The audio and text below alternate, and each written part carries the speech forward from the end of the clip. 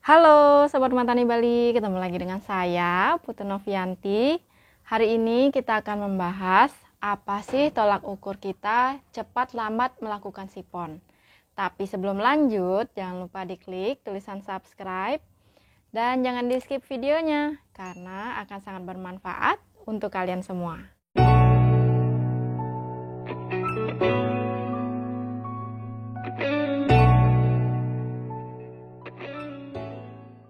Banyak banget pertanyaan seputar tentang sipon. Misalnya, kapan sih waktu yang tepat melakukan sipon?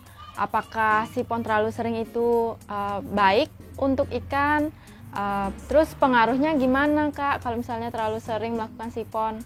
Nah, pertanyaan-pertanyaan ini sering sekali kita jumpai di grup-grup yang kita ikuti. Tentu saja jawabannya sangat simpel.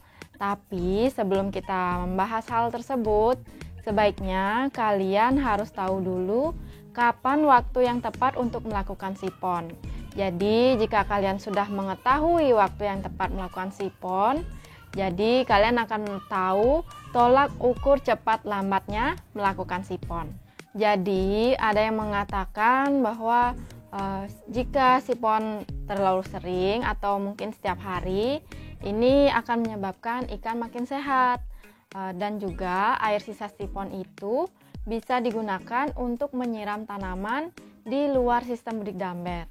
Ini hal yang sah-sah saja sih ya teman-teman para budik damberis, tapi coba kita telaah bersama.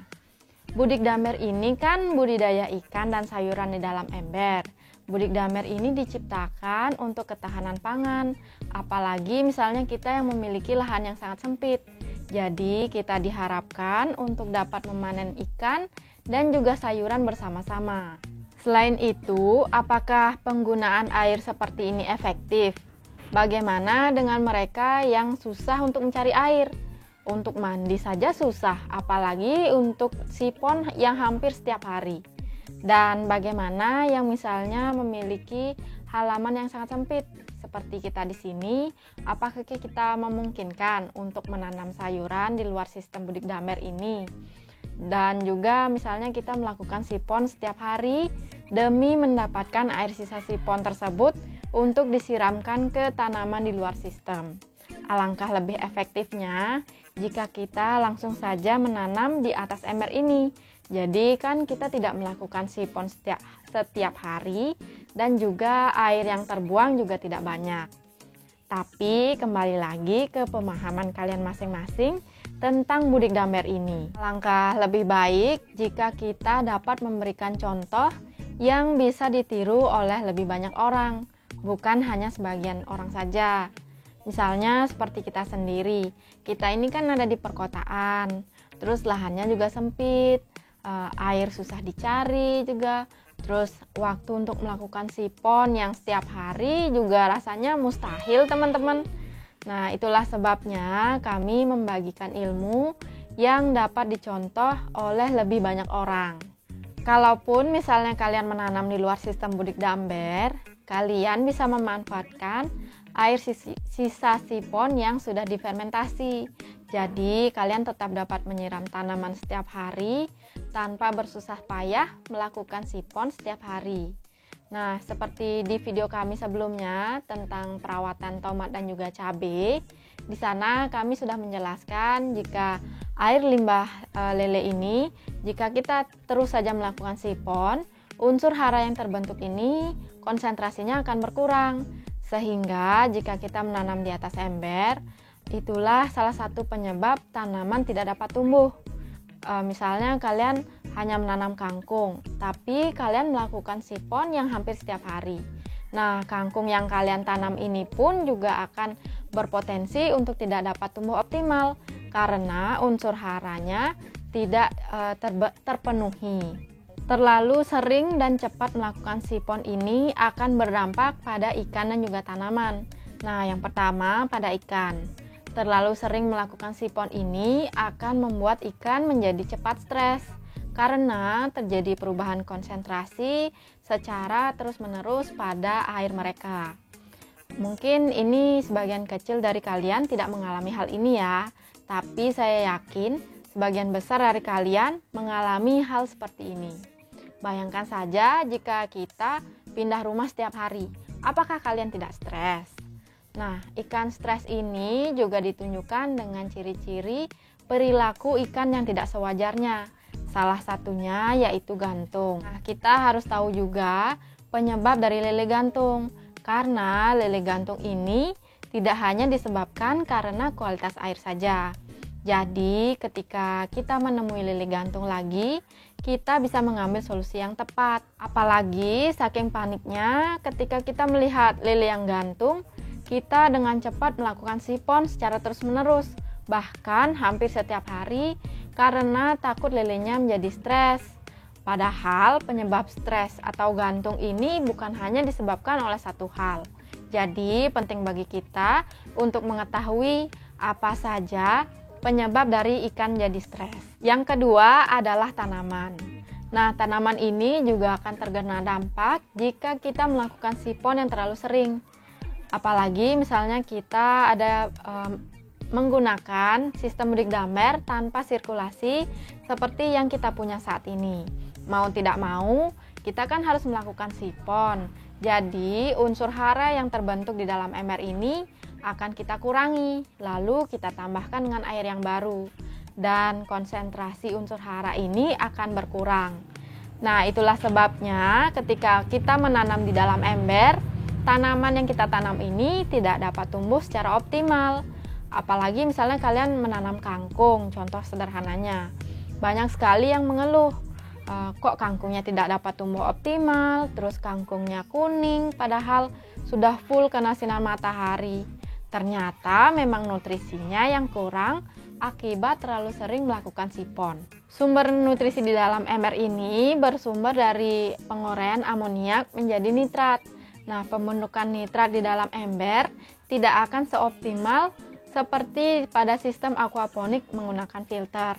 Nitrat saja sudah sangat susah terbentuk dan ini mau dibuang setiap hari dengan alasan untuk menyelamatkan lele agar tidak terkena penyakit.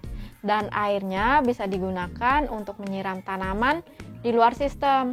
Padahal jika tanaman yang ada di luar sistem ini ditanam dengan media yang baik dan juga perawatan yang baik, pasti tidak akan membutuhkan air sipon yang banyak. Dan untuk menjaga keseimbangan kehidupan antara ikan dan juga tanaman, pasti ada hal lain selain dari melakukan sipon dengan waktu yang singkat. Sekarang kita akan membahas tolak ukur cepat lambat melakukan sipon, sehingga kalian bisa mempertimbangkan cepat lambat melakukan sipon. Nah, perlu diketahui bahwa cepat lambat sipon ini tidak hanya bergantung pada air baku saja. Saya yakin yang menonton channel ini pasti sudah mahir dalam mempersiapkan air baku. Jadi kita tidak akan membahas air baku, lalu kita akan lanjutkan pada faktor-faktor yang lain. Yang pertama adalah pakan. Pakan ini merupakan salah satu hal yang dapat mempengaruhi cepat lambat kita melakukan sipon. Karena pakan ini akan mempengaruhi peningkatan amoniak apabila bersisa dalam jumlah yang banyak, lalu kita tidak ambil, dan juga penggunaan pakan alternatif yang tidak mengapung. Nah, penggunaan pakan alternatif ini harus dipertimbangkan ya teman-teman. Apalagi misalnya kita menggunakan pakan-pakan yang tidak mengapung atau tenggelam. Nah, kalau misalnya mengapung kan kelihatan nih.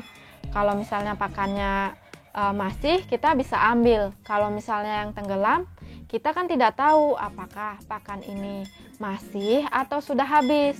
Jadi, jika pakan yang tenggelam ini masih atau bersisa, pakan ini akan menjadi kotoran dan menumpuk di dasar ember yang menyebabkan peningkatan amoniak. Ketika pakan mengendap dalam jumlah yang banyak, ini dapat menyebabkan bau yang tidak sedap dan juga perilaku ikan yang tidak wajar. Nah, jadi penting bagi kita untuk melakukan kontrol pakan dan pemilihan pemberian jenis pakan, sehingga sipon yang kita lakukan ini tidak terlalu sering. Yang kedua adalah bakteri. Bakteri ini membantu dalam proses penguraian amoniak menjadi nitrat. Nitrat ini diperlukan oleh tanaman sebagai sumber nutrisi. Jika di dalam ember ini ada bakteri pengurai bahan organik, lalu ditambah dengan sinar matahari yang cukup, maka amoniak yang terurai menjadi nitrat ini akan optimal dan tanaman akan mendapat nutrisi yang dibutuhkan. Begitupun lele. Lele tidak akan keracunan akibat dari amoniak. Bayangkan saja jika misalnya di dalam ember ini tidak ada bakteri, tidak akan ada yang membantu proses penguraian amoniak ini. Maka mau tidak mau kalian harus melakukan sipon dalam jangka waktu yang cepat, bahkan setiap hari. Yang ketiga adalah jumlah ikan. Kenapa jumlah ikan ini mempengaruhi cepat lambat kita melakukan sipon? Karena semakin banyak jumlah ikan, akan semakin banyak jumlah amoniak yang terbentuk. Nah, ini kita kan ada di dalam ember dengan luas area yang tidak terlalu besar. Jadi, penguraian amoniak ini akan lebih lambat. Apalagi misalnya tidak ada bantuan sinar matahari. Dan peningkatan amoniak ini akan menyebabkan penurunan kandungan oksigen di dalam ember. Sehingga ikan-ikan memerlukan oksigen dalam jumlah yang banyak dalam waktu yang cepat. Jadi mau tidak mau kita harus melakukan sipon dalam waktu yang singkat atau mungkin setiap hari. Jadi penting bagi kita untuk melakukan kontrol jumlah ikan sehingga kesehatan ikan dan juga tanaman di dalam ember ini bisa terjaga. Yang keempat adalah ukuran ikan. Tadi kan sudah jumlah ikan. Nah, sekarang bayangkan saja jika di dalam satu ember dengan ukuran yang segitu-segitu saja, jumlah ikannya banyak, terus ikannya juga besar. Berapa banyak kotoran yang dihasilkan ini? Nah, kotoran yang dihasilkan ini akan mempengaruhi cepat lambatnya kita melakukan sipon. Sehingga ketika ukuran ikan semakin besar, maka kapasitas ruang yang ada di dalam ember ini akan semakin berkurang. Dan ikan yang lebih besar ini akan menghasilkan kotoran lebih banyak. Amoniak pun akan terbentuk lebih cepat. Mau tidak mau, oksigen terlarut pun juga akan semakin cepat berkurang. Jadi penting bagi kita untuk melakukan kontrol jumlah ikan ketika ukuran ikan sudah semakin besar agar tidak usah melakukan sipon dalam waktu yang cepat atau setiap hari. Yang kelima adalah cuaca. Kenapa cuaca ini mempengaruhi cepat lambat kita melakukan sipon? Seperti yang kita tahu bahwa kita memerlukan bantuan sinar matahari untuk membantu proses penguraian amoniak menjadi nitrat. Ketika cuaca hujan atau mendung, ini kan akan dapat menyebabkan ember menjadi cepat bau.